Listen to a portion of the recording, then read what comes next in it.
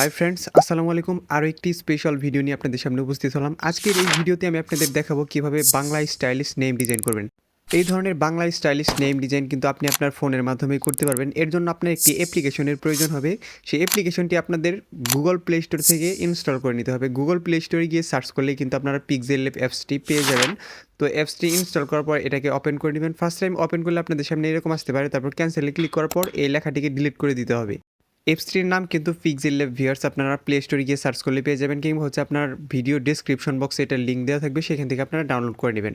তো আমরা যেই নামটি ডিজাইন করব সেই নামটি প্রথমে এখানে লিখে নিতে হবে। তো এটার কিন্তু কোনো ডিজাইন হয় না, এটাকে ডিজাইন দেওয়ার জন্য আমাদের ফন্ট ইউজ করতে হবে। তো আজকের যেই ফন্টটি আমরা ইউজ করবো সেটা আমি দেখাচ্ছি। তো ফন্টে যাবেন।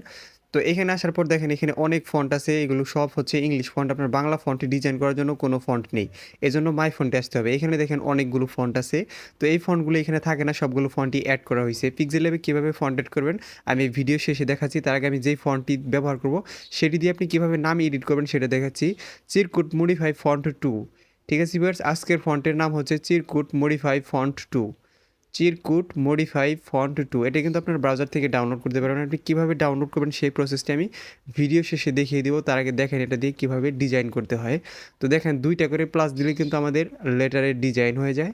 অর্থাৎ আমাদের যেই লেটারগুলোর সামনে একটু জায়গা আছে বা স্পেস আছে সেই লেটারগুলোতে আমরা ডিজাইন করতে পারবো, যেমন সরে ও সরে আ, তারপরে অন্তস্থ অ, অন্তস্থ জ, তারপর হচ্ছে আপনার ফ, এরকম দন্তাস, এরকম যে লেটারগুলো আছে সেগুলোতে কিন্তু আমরা এই স্টাইলগুলো দিতে পারবো। অর্থাৎ সেই লেটারগুলোর সামনে যদি আমরা 2টা করে প্লাস দিয়ে দিই তাহলে কিন্তু লেটারগুলো ডিজাইন হয়ে যাবে। এখন আকারে ডিজাইন করার জন্য যে প্রসেসটি দেখালাম এইভাবে আপনাদের আকারে ডিজাইন করতে হবে। অর্থাৎ আকারের সাথে একটা সংখ্যা দিবেন, তার পিছনে একটা প্লাস দিয়ে দিবেন।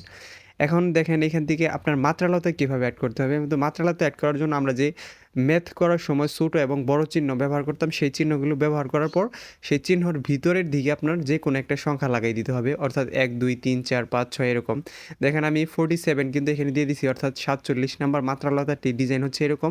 আর প্রথমে আমি যেটা দিছি সেটা কিন্তু আমি 23 নাম্বার মাত্রালতা দিছি। দেখেন 2টা মাত্রালতা কিন্তু আমাদের 2টা ডিজাইনের। তো এখন আমি একার বা হচ্ছে রসিকার দীর্ঘিকার কীভাবে ডিজাইন করবেন সেই প্রসেসটি দেখাচ্ছি। এখান থেকে আমি অন্য একটি নাম লিখে নিচ্ছি। এখানে জাস্ট হচ্ছে আয়েশা লিখে বা আয়রা লিখে দেখাচ্ছি।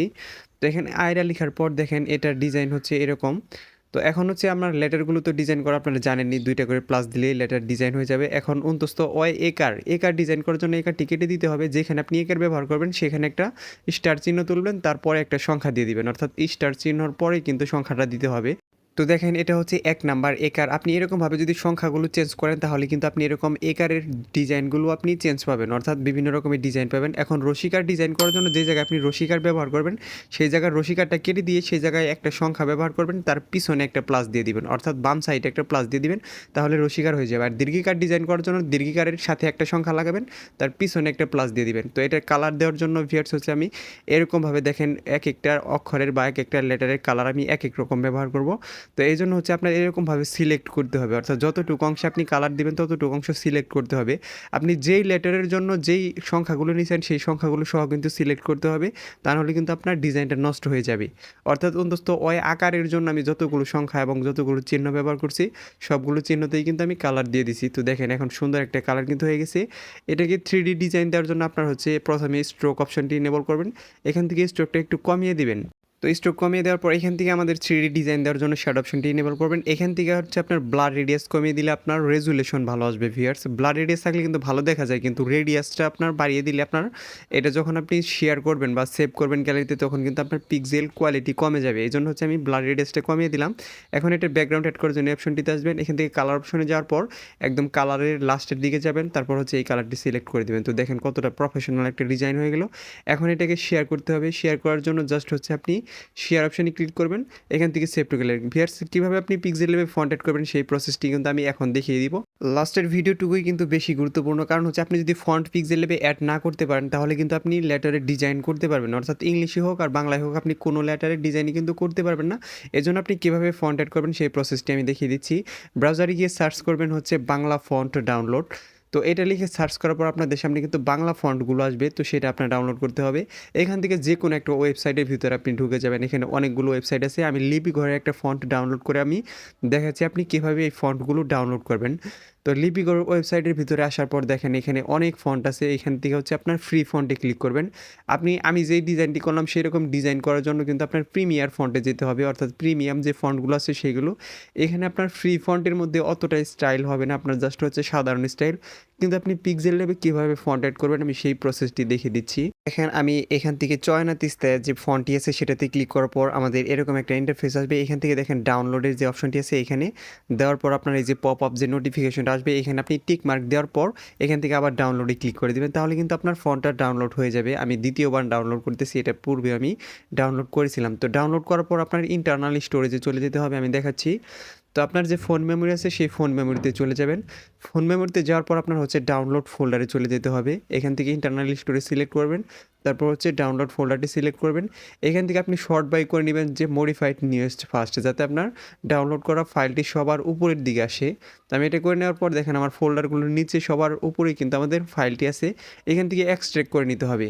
এরকমভাবে এক্সট্রাকে ক্লিক করার পর আপনার একটা ফোল্ডার তৈরি হবে যেটা সবার উপরে থাকবে। তো দেখেন এখানে ইউনিকোডের ভিতরে যে 2টা ফন্ট আছে এই ফন্টগুলো আপনি পিক্সেল ল্যাবে ইউজ করতে পারবেন।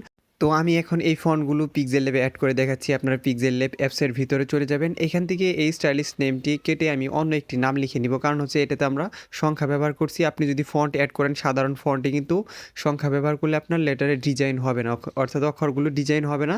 এজন্য আমি জাস্ট হচ্ছে একটা সাধারণ নেম লিখে নিলাম। এখান থেকে হচ্ছে এখন আপনার ফন্টে চলে যাবেন। তো ফন্টে যাওয়ার পর উপরে দেখেন এই যে প্লাস আইকন আছে, এই মাই ফন্টে যাওয়ার পর তো এই যে প্লাস আইকনে ক্লিক করে দিবেন।